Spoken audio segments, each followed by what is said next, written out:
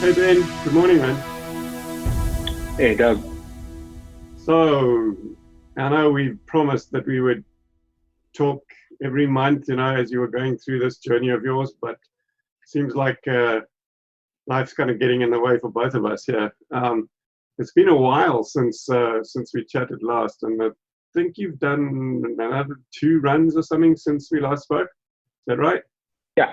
Yep. Hey, Yeah. I've had two races. so give us a bit of a rundown. So the first one that was must have been one in May. No, one in June and one in July, right? Yes. Yeah. All right. So why don't you give us a little bit of feedback on the races and how things have been going for you? Well, it's funny when you ultra running is never. I don't think it not always goes the way you think it's going to go, and so I guess that kind of mimics life at times. But the June race I was going into, I really felt pretty prepared for it.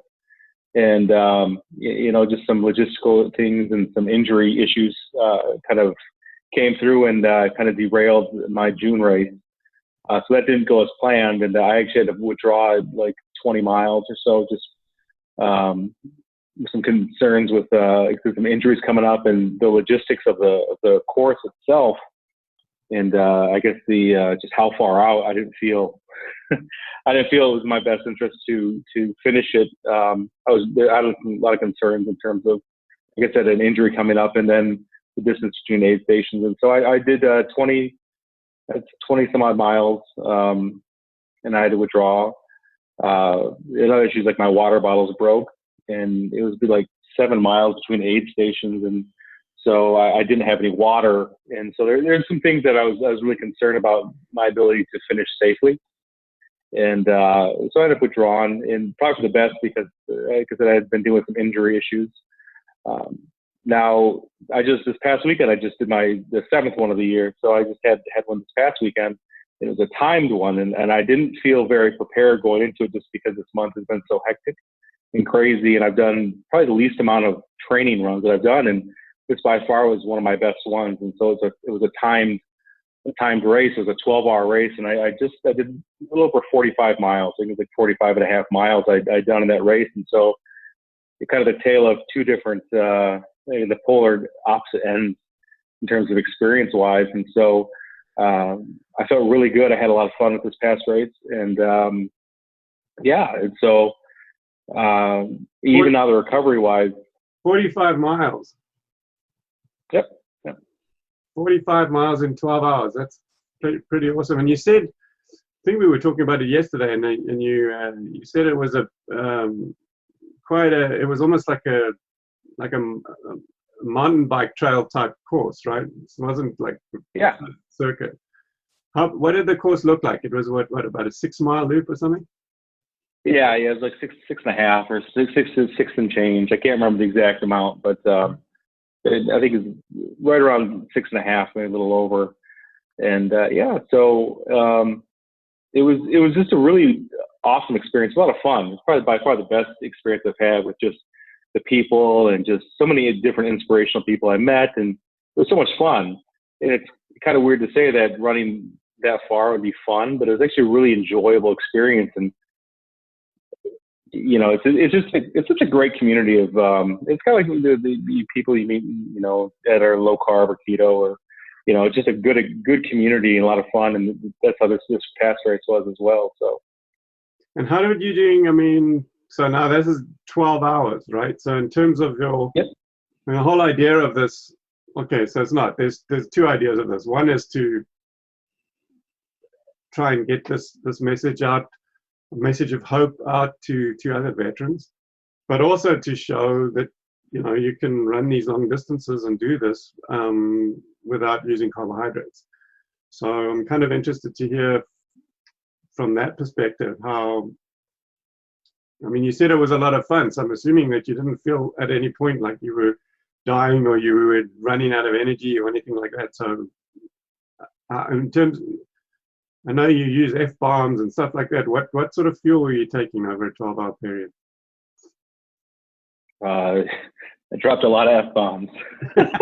So I probably had just I probably went through a case and a half of those. So I went through a lot of F-bombs. So I'd say probably on a 14, 15 of those. I have walnuts as well, and I do a lot of pickles. That was the main thing that I had done. And then I had 2 packs of Generation UCAN. And so I did one at the beginning, and then one, I would say probably after my 4th lap, I had some more UCAN. And just for people that are listening that don't know, but so UCAN is a special specially formulated starch that is a very slow release over 6 or 8 hours, right? So that's the whole idea, is it's trickling the carbs in to help you with the effort, but not shutting down the fat burning metabolism. Yeah, and that's the cool thing. And I've done my own experiments with it, and it is a carb. I guess to make it more simple, it's like a non-glycemic carb. It's a super starch, and like sweet potato on steroids that it won't knock me out of ketosis if that was my focus. And so, but yeah, like I said, I wish there was a wider variety of things that I ate, which that can be monotonous, I guess, at times. But yeah, I mean, I like I said, it was just really those few things that I had, and that's pretty much most of the races. I do it anyways. I had lots of water, and so I made sure I was ahead of the curve in terms of hydration. This particular race though was really good because they did actually have at one of the aid stations they did have some bacon, so I did have some bacon too. So that was nice. But they did a wide variety of things. Like most races like this, they had lots of goos, and I can't remember who sponsored this race, but jelly beans and gummies and all sorts of just random high sugar, high carb things. I did actually. I do. One of the things I did experiment too is with the. It's called Smart Sweets. Have you heard of these? They're like extremely low carb gummy, like gummy bears. I think it's like 2 grams of carbs or whatever, like net, or I don't think it's net. It's they're almost no carbs, no sugar in these gummies. And so I did some experiments. It doesn't really knock me out of ketosis as well when I take them. So that works for me. So yeah, I did have a pack of those as well, some juncture to break it up. Yeah. Wow. And so this 45 miles now, that's the furthest you've run so far, is it? Yeah, that is. I had a lot of trepidation going in because, like I said, in July, I probably going into the race, I might have maybe hit 60 miles for the month. I wasn't doing a lot of running. Right. I was on holiday, but I was very active, but I wasn't actually just training. I probably had a handful of runs that I'd done. And some of it too was dealing with a couple of injuries that had just been. I mean, when you're my size and you're running, you take some impact on the joints. So, but no issues. I usually use rock tape, the kinesiology tape.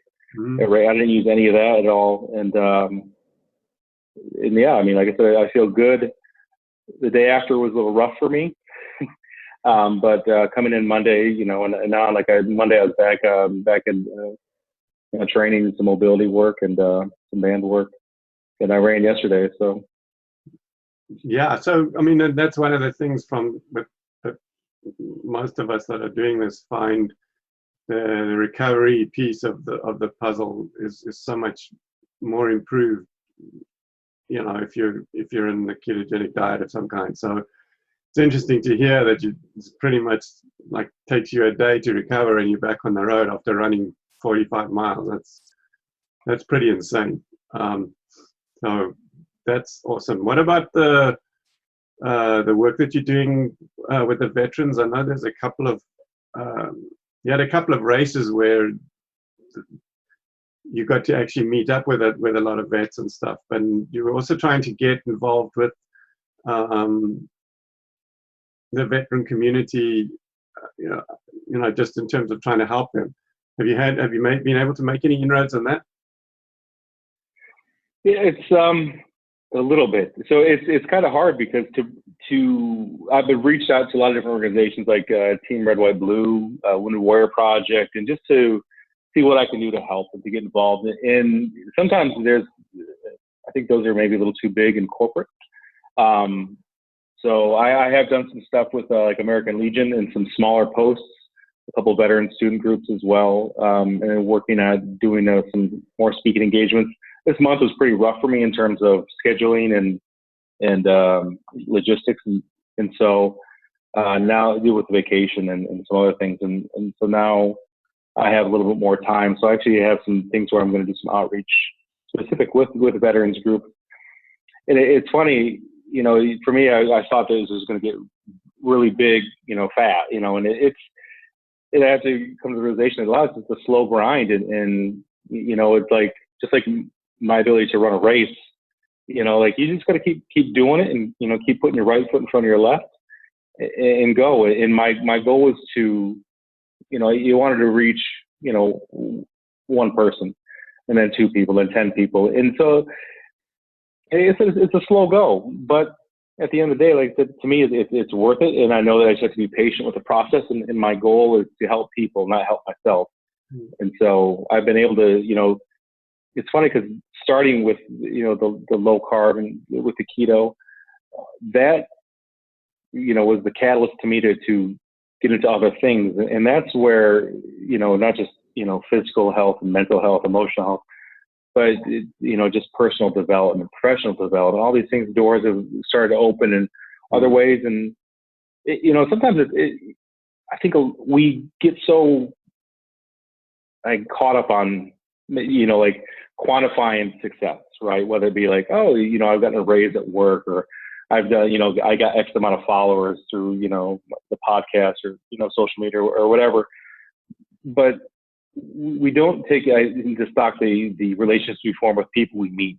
And so, you know, this past race really kind of brought that back to perspective, because, you know, I met so many people that had such great stories, and, you know, exchange information, and now it's they might be on a different journey. One lady was a pretty inspirational story as a cancer survivor, and, you know, we talked about some of the changes she's made in her life, and you know, there was an amputee there. There's a lot of first-time runners, so people with all different stories, and so to me, you know, the impact I initially thought I was going to make and hope for, I'm still hopeful to do, but it's become so much better than that. And so, yeah, you know, I might not get more subscribers or more followers, but that's not the point. The point is to share that message of hope, share that, you know, like whatever it is you're going through, specifically for you as veterans, you know, whether it's a PTS or TBI, and you feel like stuck, it doesn't have to, that isn't your sentence, you know, that's not you're not stuck to that role. And so you can become more. To me, it always starts with looking at what we're eating and nutritionally, and then it grows from there. And so you know, like, yeah, like do I feel successful? Of course I feel successful. Do I feel enriched? Yeah. Am I drawing the numbers that I thought I was going to get, or reaching the masses? No, but I'm not Tony Robbins, and that was never my goal, to be Tony Robbins and reach millions. And it started with one person changing one life, and you know, I've done that. You know, and that's the point of, you know, everything is just starting slow and just staying on course. Yeah, I think that's you know, I think you said it so succinctly. It was like,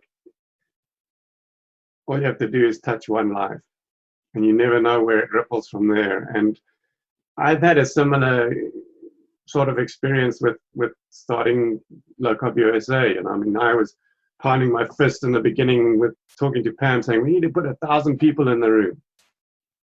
You know, it's 3 years down the road, and we still haven't put 1,000 people in the room. We get more and more each time. But it's that you realize that you can't just imagine something and it just happens. You actually have to work really hard for it.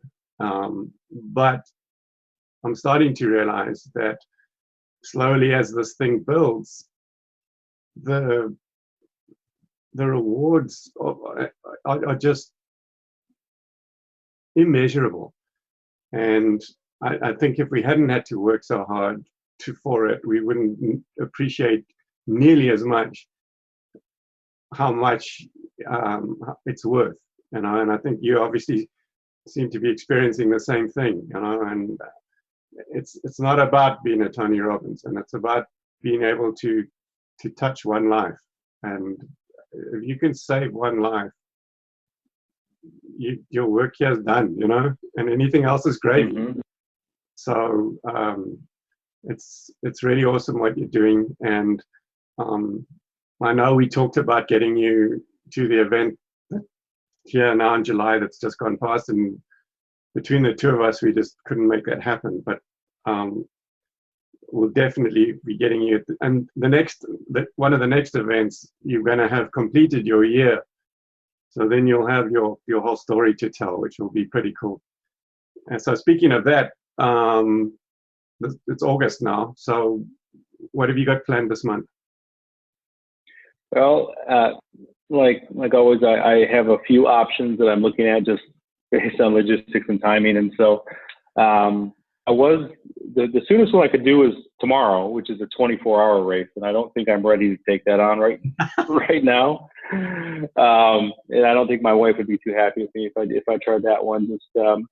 But so obviously after this weekend, there's 3 races coming up in the region between Michigan or Ohio, which is where I like to go. So I still have to kind of talk to my wife and work out the logistics. And that's the hardest part in terms of between, you know, the kids start soccer and all the things that we have. So it can be a little rough. But so one of the next 3 weekends, there'll be one of the races that I would have to actually do is a 25K. But I talked to the organizers and they'd let me run it twice. And it's an overnight race. And so like it starts at like 9. So I could in essence do it twice. So that would give me an ultra. Then there's the week after that, there's a one out in the west side of Michigan, and then then the week after that there's a 50K in Ohio. So you know, I try to give myself as many options as I can just to make sure it works with my life and my family. And so yeah, so that's kind of that's where I'm at now. I haven't decided which one I'm going to do. So I wish I had something more concrete and definitive to say, but that's okay. Just let me know when once you've done the next one, and we can hop on here again. I think things will be a little less hectic for me, anyways. Now that is over. Yeah, and let's hear about the next one. 45 miles, man. That's pretty freaking awesome.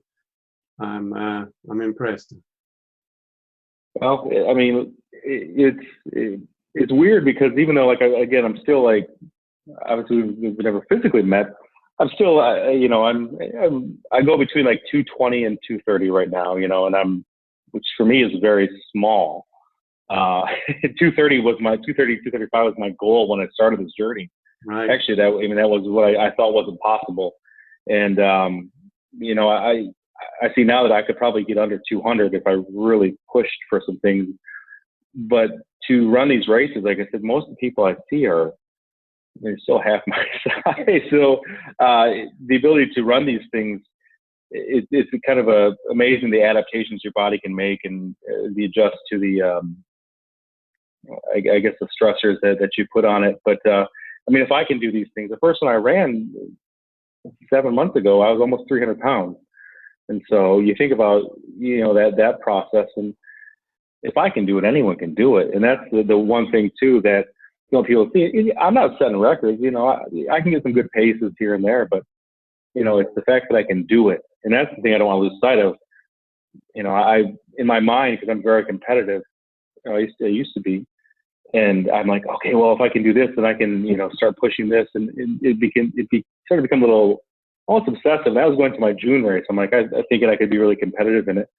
And I just had to kind of refocus myself. Like, it's not about the fact that I'm going to, you know, try to win these things. It's the fact that I can do it, you know, and I have all these, you know, you get the medals for finishing or whatever you get.